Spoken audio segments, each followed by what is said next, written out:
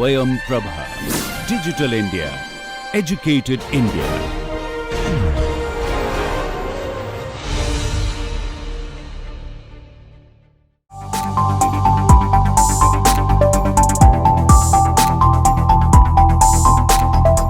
Good morning. So in this lecture, I'll be talking about drying operations.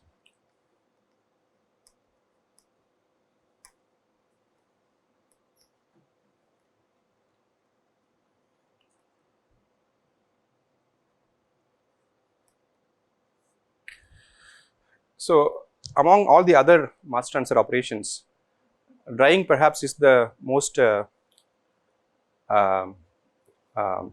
complicated operation in terms of how we analyze this problem.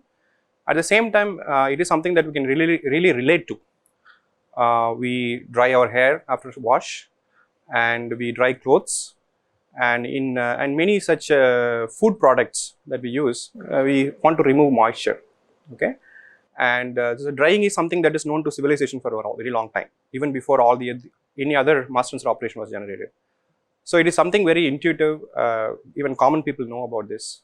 We know that to dry something, we need sunlight, warm weather, and we live in Chennai.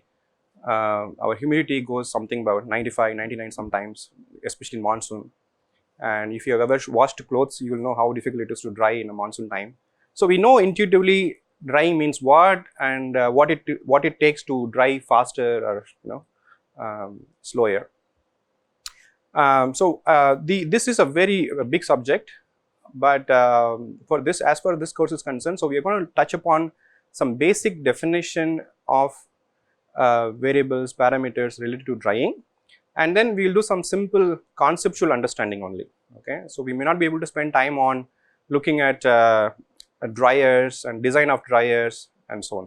Okay, and then the way that we deal with the drying operation is also very different from how we dealt with let's say distillation or absorption or stripping and extraction, so on. Okay, so because mainly this involves gas and solid. This is something you can relate to the previous things, where in distillation we were talking about distillation, absorption we are talking about vapor liquid or a gas liquid systems, and then in extraction we looked at liquid and liquid systems. So this is the first operation we deal with solid. Okay, and solid material can be of many origin, and because of that how it retains moisture and at what rate it relieves is all very complicated subject in the sense. Yes, so you can also have liquid also, but predominantly we will talk about solid gas operations. Okay, so formally we can say drying is basically drying, this is basically removal of moisture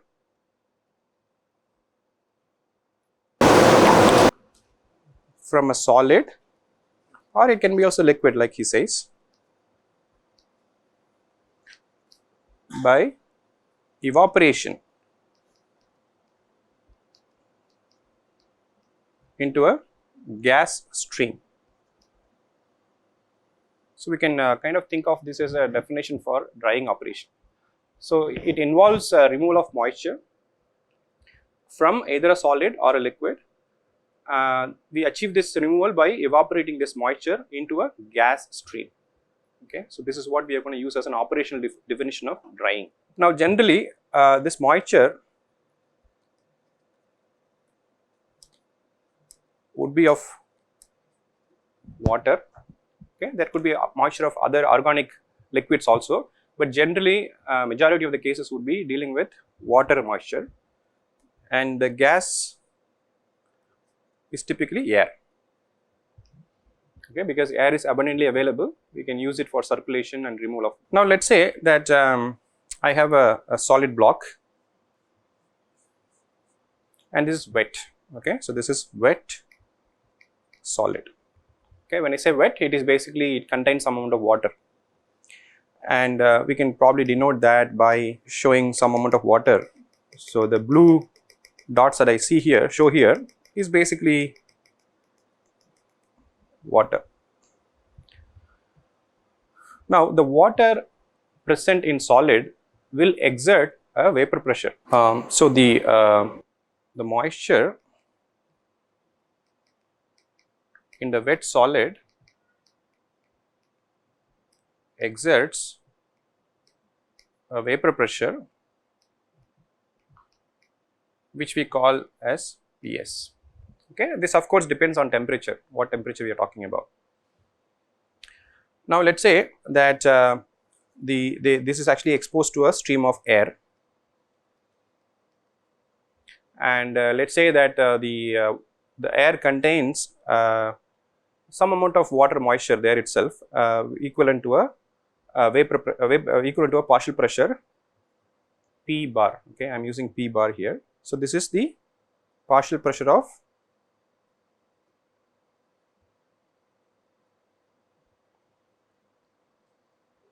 water. So, we have a water wet solid to some extent, and the water present in the solid will exert a vapor pressure equal to Ps. It can be either equal to the bulk water vapor pressure of the corresponding temperature, or it can be lower also. We'll come to that a little later. And then let us say this is exposed to air which also contains some amount of water, and we say that the water content is with respect to the partial pressure P bar. So, we are talking about something like wet towel exposed to ambient air, okay, and the air will contain some moisture related to relative humidity and so on. So, now we look at what are the consequences of this. Okay, so we know that it is a solid and it contains some water, and then it exerts some vapor pressure, and then this is exposed to air which has some partial pressure P bar.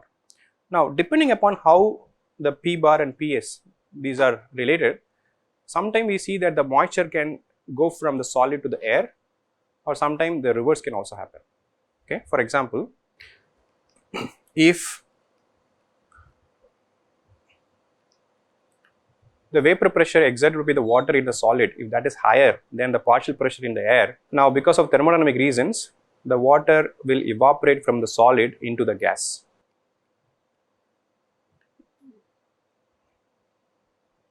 Evaporation of water from solid to air. This is what we actually mean by drying, and you can see that drying is related to the difference in the vapor pressure exerted by the liquid in the solid and the partial pressure. Okay, and then suppose if the other case, so let us say that we have P bar greater than Ps. So, here we are talking about a solid which may have a very little amount of water, and then the corresponding partial pressure can be very small compared to the moisture content in the air. So, in this case, water may condense onto the solid.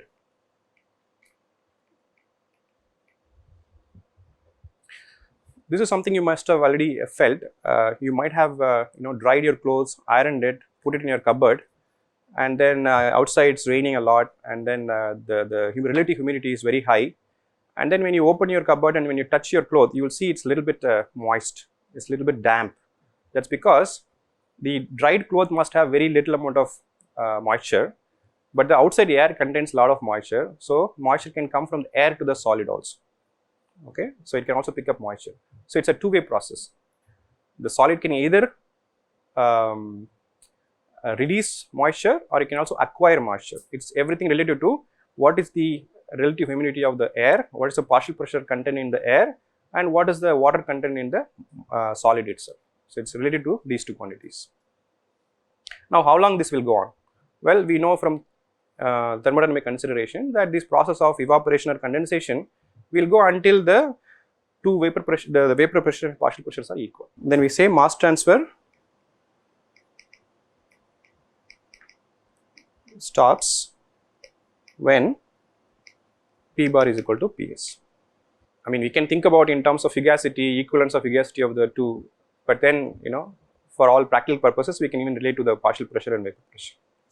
So, if you want to describe more accurately, you will use fugacities, take into account of the non-ideality and so on. So, when when this condition is established, okay, then there is no more mass transfer, there is no net mass transfer, and then the moisture content at this point, moisture content is called equilibrium moisture content. Equilibrium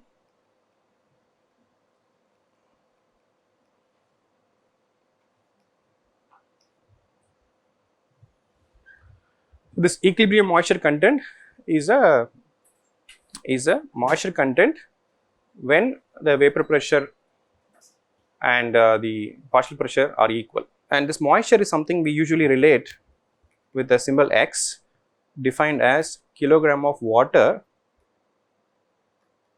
over kilogram of dry solid. So, moisture is usually expressed in this units of kilogram of water over kilogram of dry solid. Now, this equilibrium moisture content is very much closely related to the composition of the solid material, whether it is inorganic solid or whether it is organic material or whether it is wood or paper. So, let me show you a graph. So, if you look at this figure, what is being plotted is the equilibrium moisture content expressed in the units of kilogram per watt dry solid, and with respect to the relative humidity defined as partial pressure of water vapor over the total pressure. This is basically partial pressure of water divided by the vapor pressure at that particular temperature. Okay, that is the relative saturation or relative humidity. And so you can see that this equilibrium moisture content is plotted for many materials, tobacco leaf, wood, paper, and some inorganic material like zinc oxide. Okay.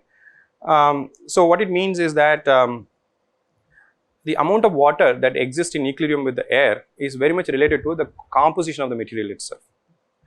And the way that we can understand this this particular plot is by doing a simple experiment, a thought experiment. So let me just connect this. This goes all the way like this. Let's consider the wood as an example.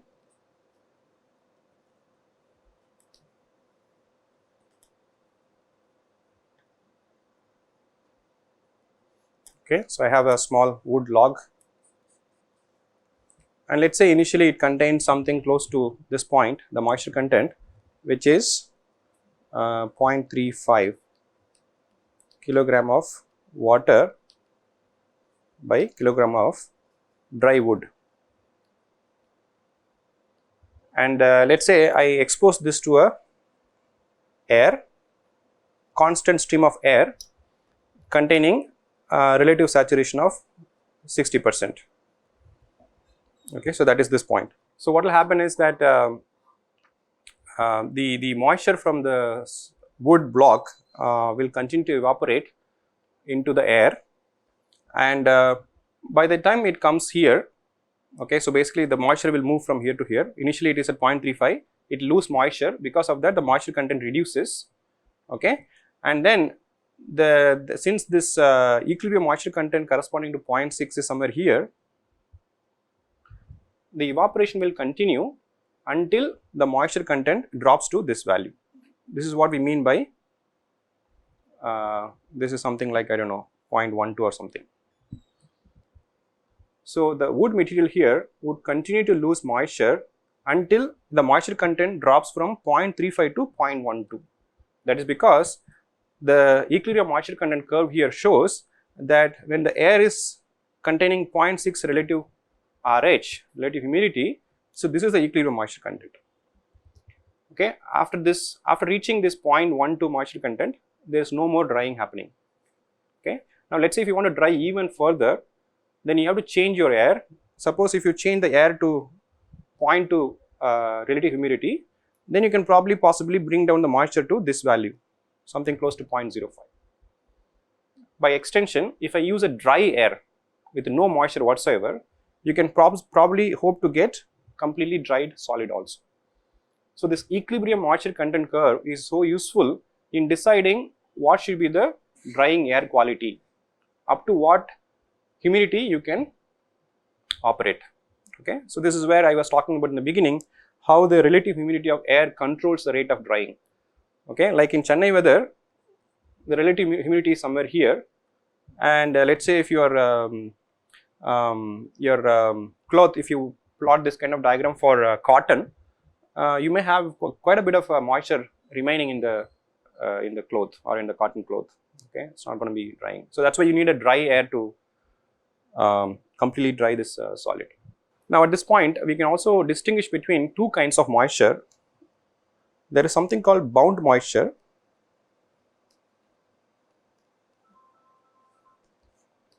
So in this example of wood, between 0 to this point, the moisture content over this range, this is called the bound moisture. So moisture up to, so let's say this is point B,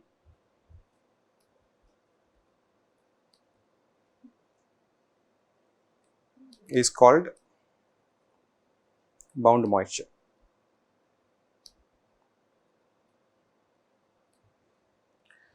We can say two things about bound moisture. One is that the vapor pressure exerted by bound moisture will be always less than the vapor pressure of the pure substance, pure water.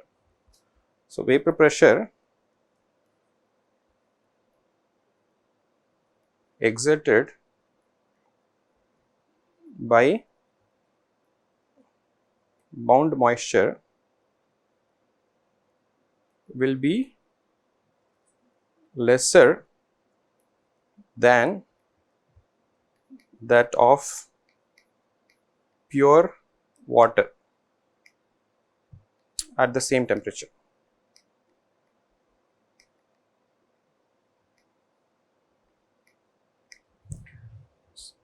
As the name implies, bound means this is the water content in the interior of the solid. In the case of wood, so there are cell walls, and there are a porosity. There are small crevices, and there are small capillaries in which the water is content. It's in the inside of the material. Okay, that's what it's called bound moisture. It is not readily available for the evaporation purpose. Okay, and because of its strong association with the interior of the solid, the vapor pressure exerted by this water will be always lesser than that of pure water. So bound water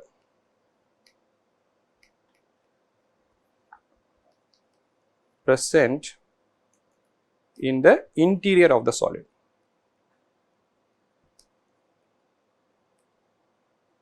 So in the case of wood, we are talking about water content in the cell walls,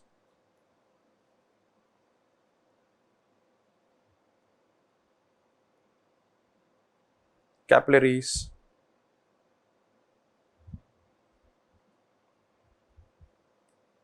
and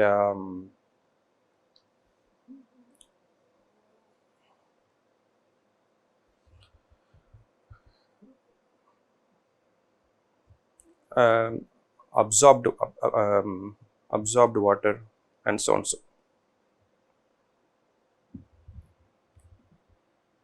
So water content from the 0 to 0.3 in the case of wood would be the bound water, whereas the water content beyond this point B, that we call as an unbound moisture or unbound water.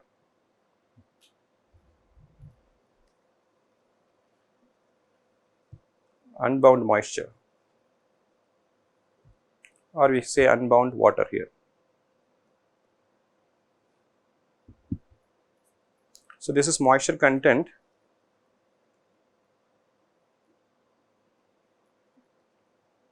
beyond point B. So one of the way you can identify where the bound water and unbound water is by looking at this equilibrium moisture content. Only up to this bound water, there is a dependence of air's relative humidity and the moisture content, and beyond this point B, the moisture content does not depend on the RH of the flowing air. Okay, so that's how you demark this these two. So this is usually this moisture will be on the surface. It forms a nice thin film, on the surface of the solid. this moisture is found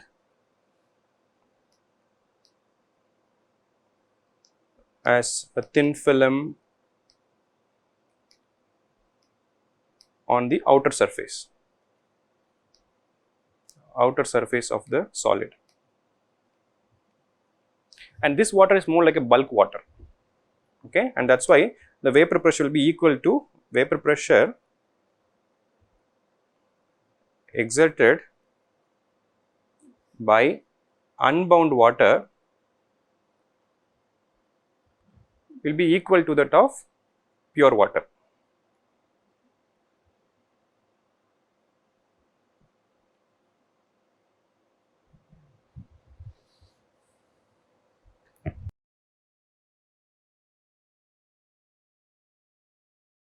So all these things are we have discussed with respect to wood, but if you take any other material like tobacco here, paper here, you can see that there is a different amounts of bound and unbound water for each case. It is again related to the chemical composition of the solid with which it is made up of.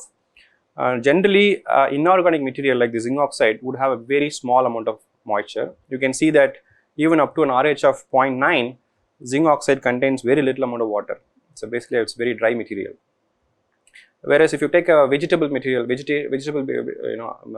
organic material like wood and tobacco, cotton, these actually tend to absorb more moisture. Okay, so it's very much characteristic of a solid and its composition. Now there is another related concept called hysteresis.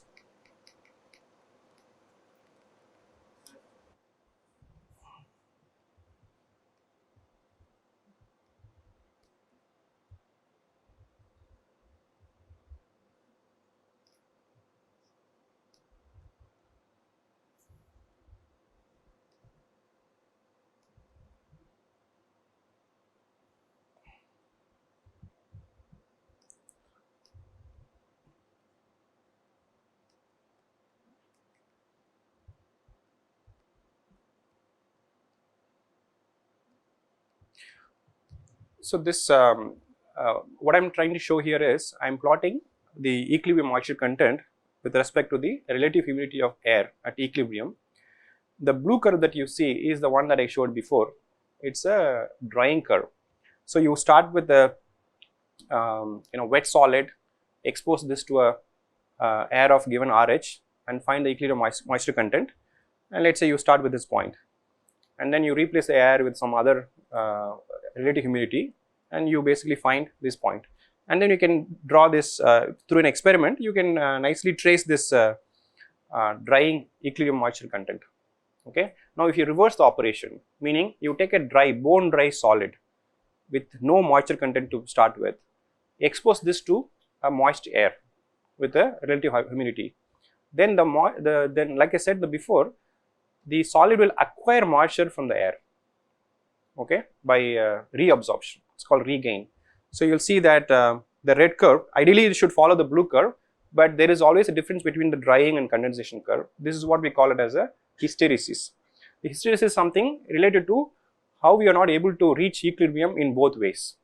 Okay, so like I said, ideally we want to follow the same blue curve, but in practical experiments you will see there is always a small gap between the drying curve and condensation curve. And so what is the physical significance or practical significance of this this curve is that let's say you dry something, and then you dry it, and then if you re-expose to air with a higher moisture content, the solid will acquire more moisture. So if you want to preserve the water content in a material, you need to pack it. You need to pack it such a way that it cannot be exposed again with water with higher humidity. Okay, so this is related to how to preserve a dry material in dry state. So if you have ever, not ever, everybody eats potato chips, right? And you see that it is nicely packed with the puffed air. Okay, so that if you look at the packing that you have, it is actually multi-layer laminated packaging, so that water, moisture cannot really enter. If it enters, you won't really enjoy the crispness of the chips. So it's very important that after you dry, how you preserve that dried material. You can't just keep it simply open; it will acquire more moisture. So this drying and absorption is actually a kind of both way process. Okay, a material can release moisture, it can also absorb moisture. So that's what this hysteresis or this reabsorption means. Okay, so drying and then preserving the dried material is equally important. Okay, so in the packaging industry, this moisture barrier is a quantity that is measured to see how much moisture you can actually stop coming into the product, especially food packaging and snack and biscuits and so on. All right. So now, with all this introduction, now I would like to actually formally define certain variables, quantities that we will be using in this process. Generally, so terminologies.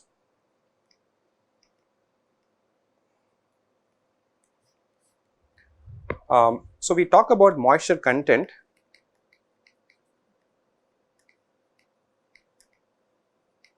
wet basis.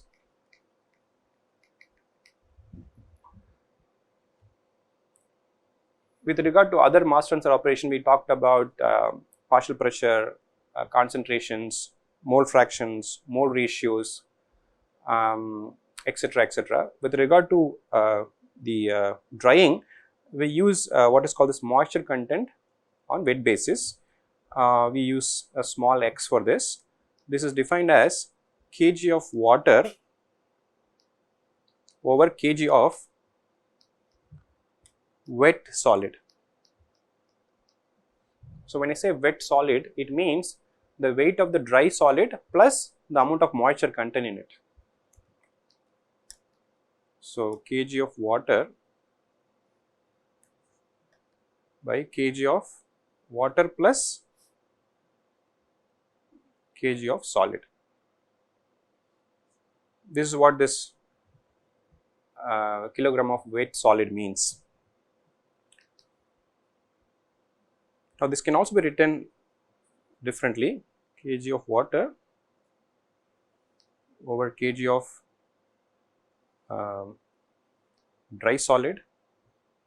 So let me write this as dry solid. Dry solid.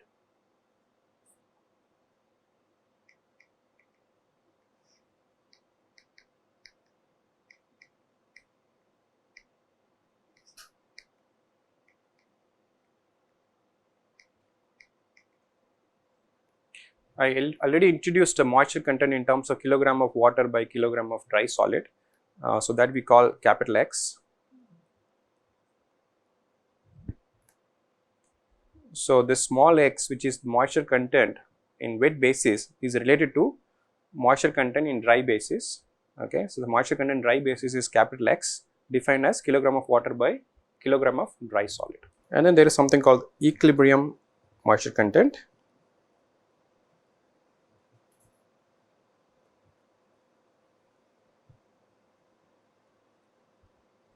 And we use symbol X star here. So this is the moisture content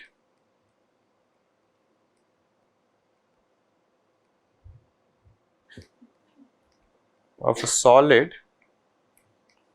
in equilibrium with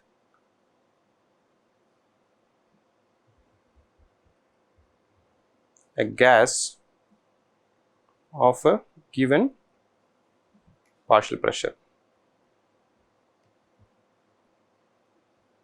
or RH.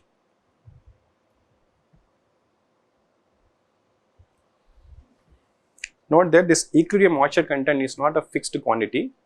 It is a quantity that depends on what is the partial pressure of the exposed gas is.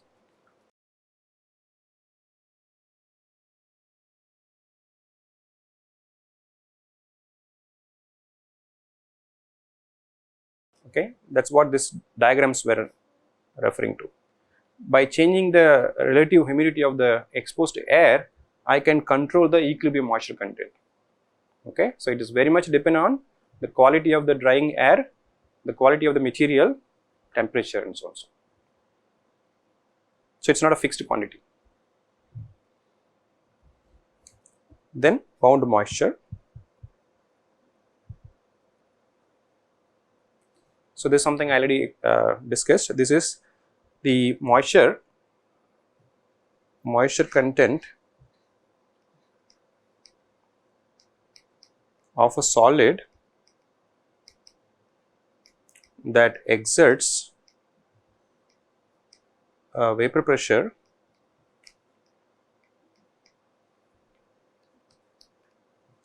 less than that of pure water.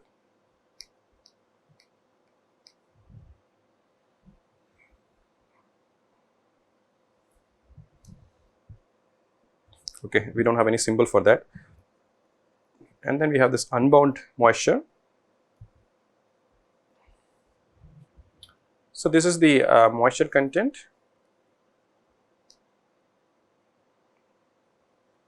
of a solid that exerts a vapor pressure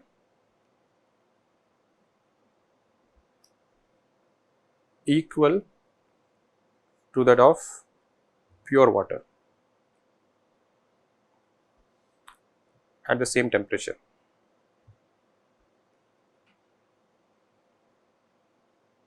Here also we can add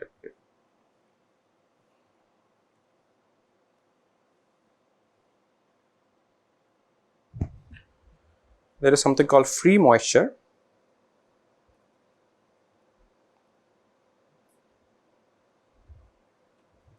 So this is nothing but x minus x star.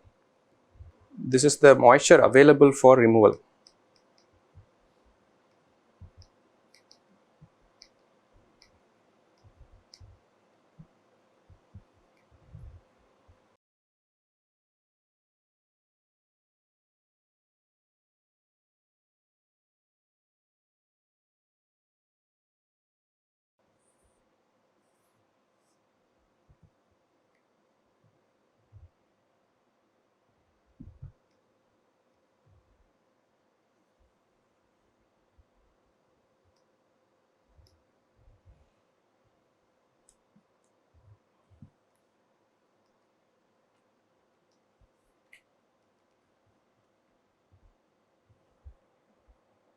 So this is the equilibrium moisture content of a typical characteristic system.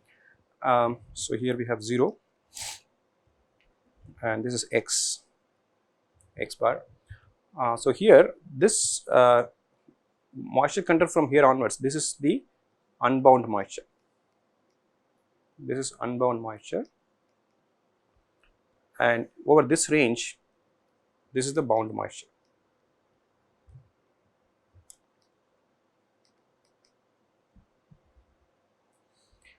And if I take any particular RH value, there is a corresponding equilibrium moisture corresponding to this RH.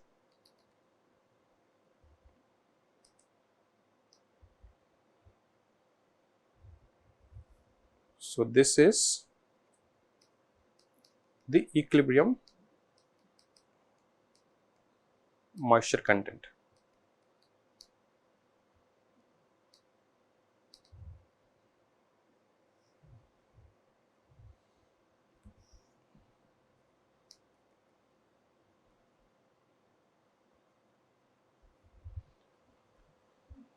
And the free moisture is, suppose if I have some x here,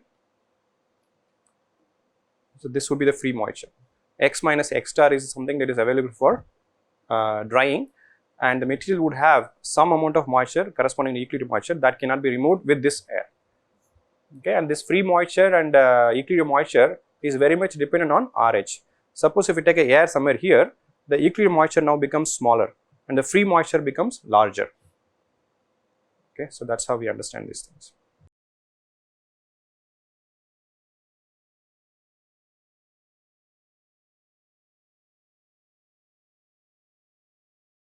Now, as far as the drying operation is concerned, there are batch drying and there are continuous drying.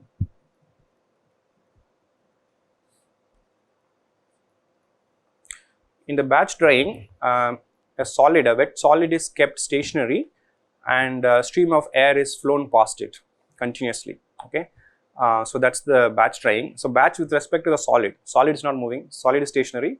Only the drying air is passed over. Whereas in the continuous drying, both solid and the drying air, both of them will be flowing from one end to the other end of the equipment, whatever that configuration is. And the drying equipment called a dryer or dryer, like this, both spellings are used. So this the design of this dryer depends on whether we are talking about batch drying or continuous drying, and what is the nature of heating. Are we doing a direct heating, or we are going to do indirect heating? Those are all the quantities that we should think about. And also it depends on what is the material that we are drying. Are we drying a liquid material? Are we drying a solid material? If it's a solid material, is it inorganic material, or is it more flexible paper like soft material? So so nature of the solid that we want to dry also will dictate what dryer to be used. Okay. And industrial dryer, these are some of the things that I want to just quickly pass through because we won't be able to discuss this in detail. So there are dryers called tray dryers, through circulation dryers,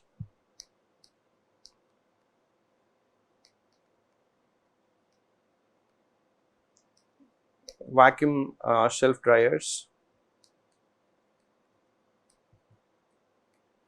rotary dryers, tunnel dryers, and then there are so many kind of them. So if you especially look at Perry's handbook, you will see that a nice diagram of many kinds of this dryer and what material they are useful for. Okay, so if you look at you know, this drying of food products like this chips and biscuits, bakery items. Okay, so mostly the tray dryers are used, okay, in a continuous mode or in a batch mode. And more larger industrial scale applications involving drying of pasty material or you know, granular materials requires maybe fluidized beds and rotary dryers and so on. So, okay, so it's a very big field, and like I said before, we will not be able to discuss this design of dryers. Is something that, you know, if you're interested, you can refer to textbook or the Perry's handbook for more information. What I will do in this course is that in the next class, I'll talk about what are the elements of drying kinetics, batch drying kinetics, and what we can infer from such drying batch kinetics. Okay, more from a conceptual point of view rather than a design point of view. Okay, so I'll stop here and we'll meet on Friday.